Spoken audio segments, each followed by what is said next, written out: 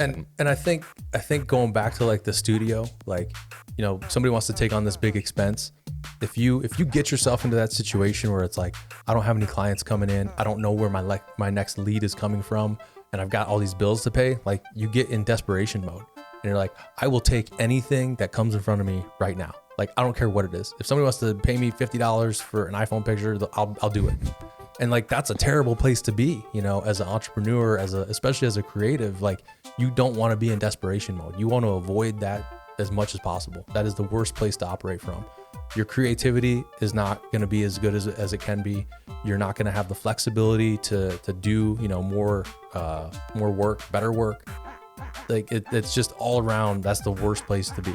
Mm-hmm. So if you put yourself into that position by, you know, getting a studio too early, or getting yourself in debt, or operating from like that negative space, like that, you're set up for failure. Like, it's going to be very hard to raise your rates.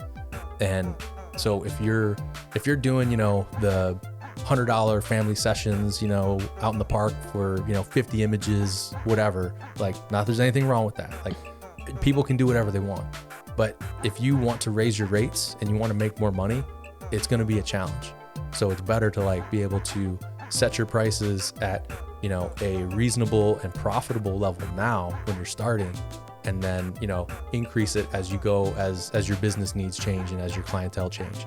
So there's nothing wrong with starting low, but you have to know that you're going to face challenges when you try and raise your prices, when you try and, you know, shift to a different clientele. So those are the challenges that I see people like fall into all the time. And I fell into it myself. Was like, I'm not valuing my time with my family, and they're not valuing my time with my family. So if that's the most important thing for me, and it's like a lot of people say, like, that's your get out of bed money. Like, what's the minimum I'm going to do to get out of bed? If you're telling me, hey, you know what, I need you to like skip your coffee in the morning and be here at 5:30 to do this shoot, like, what's the minimum you need to do that? I like that. That's a really good starting point. Is like, if you have to decide between, you know, a family vacation, or like, say you had like a family getaway plan, like, or with your significant other or whoever, I want you to put that on hold and go do this client work.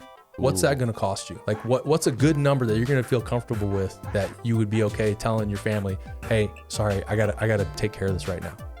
Like, that's crazy. I never thought of it like that. Yeah, I mean, you have to kind of put yourself in those situations, because they're going to come up at some point to where you have to make that decision and say, hey, look, like, I don't care. Like, you're going to have to pay me a lot of money if you want me to do that. And if they say, yeah, well, great, then everybody's happy, because you don't want to be resentful afterwards. And you're like, man, I didn't get paid enough. You're like, man, next time I need to charge more. But then you're in desperation mode and you're like, well, I can't charge more.